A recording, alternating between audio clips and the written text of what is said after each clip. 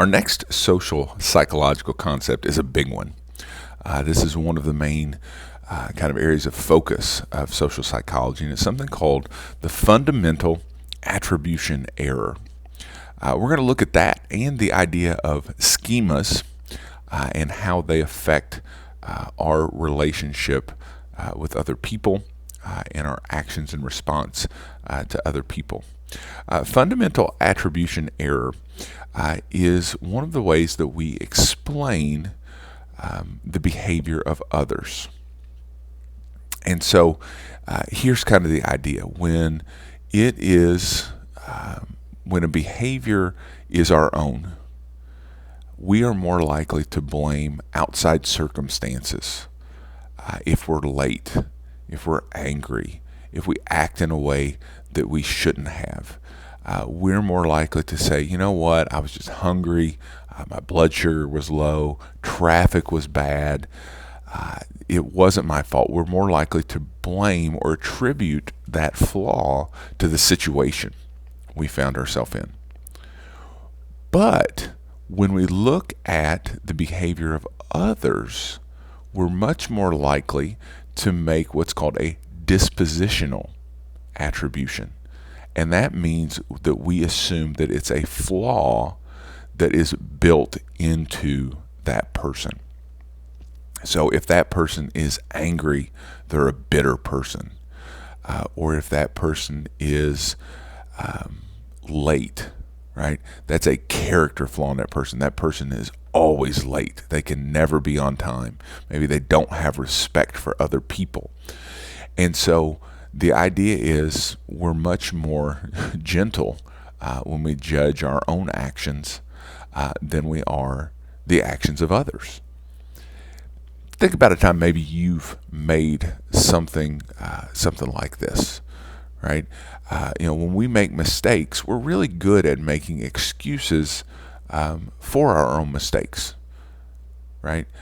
We left too late, or it was just I couldn't get my wife in the car, or traffic was bad, people pulled out in front of me, and that's why I'm late.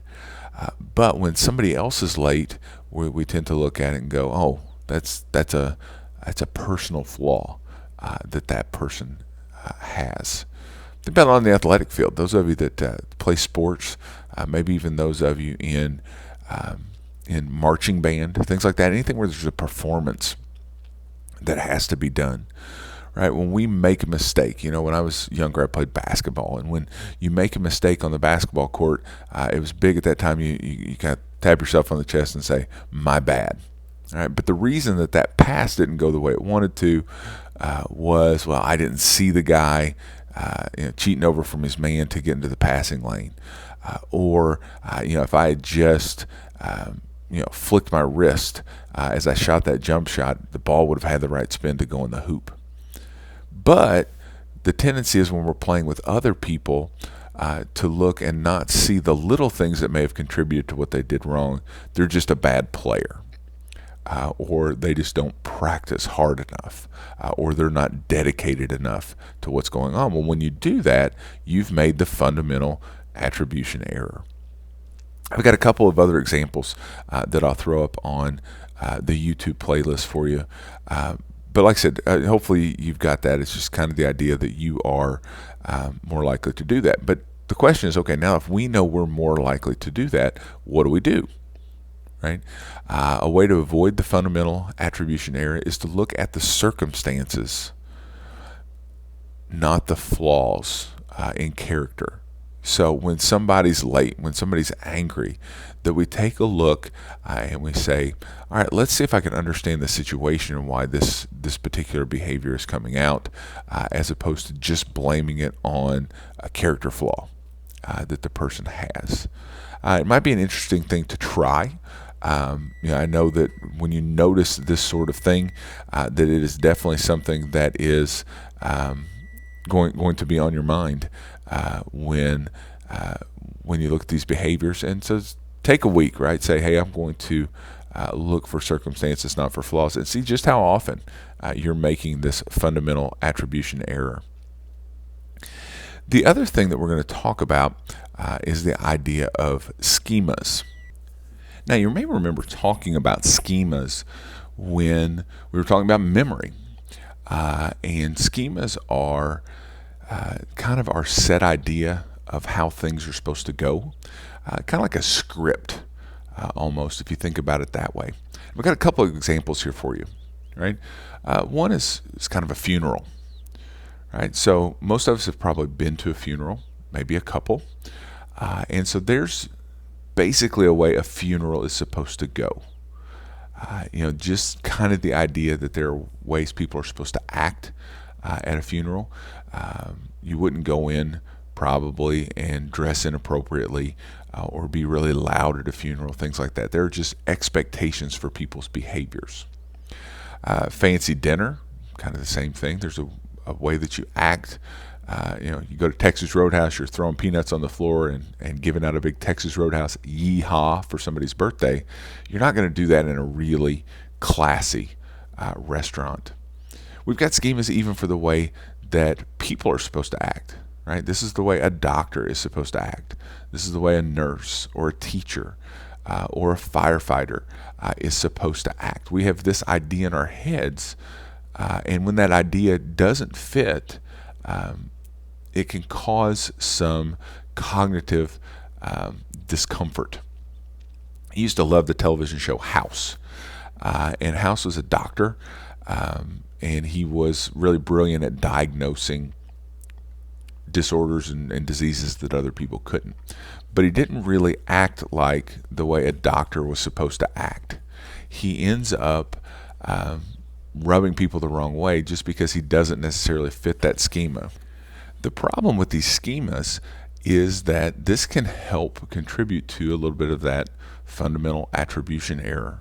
Right? If people aren't acting the way they're supposed to in a situation, or a person with a particular job isn't acting the way we think they're supposed to, then we can make assumptions that may not be true about why or how they're acting the way that they're acting. And that can cause us to question or make some questionable decisions ourselves. Say you go to a funeral, but it's not the type of funeral you've ever been to. I remember the first time I went to a Catholic funeral, and it was very different than the more Protestant-based funerals that I had been to before. Doesn't mean it's bad. It was just different than the schema I had in my head of what that was supposed to look like. And so that can lead to certain things. Now, certain schemas about people can also lead us to stereotype. Stereotypes are basically schemas about people. And so what we can do there is we get this idea in our head of this is how one particular group acts. I think it's probably pretty easy to say this is where a lot of these stereotypes come from. That this is all women act this way.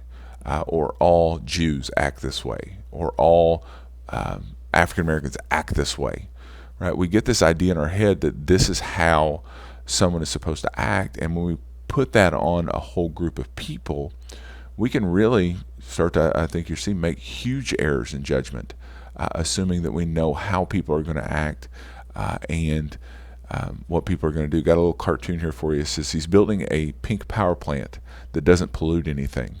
That means he's gay. For a long time it was, little boys have blue blankets, little girls have pink blankets. There are certain things that people are supposed to do, and when those people are not acting the way that they're supposed to, that can lead to some serious issues with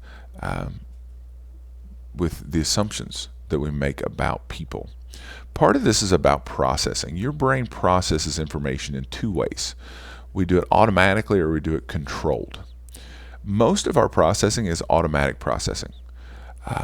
It's stuff that we don't pay a particular amount of attention to because you've made that drive to school a ton of times before, or you've gone through a drive-through a bunch of times. You sat in class a bunch of times.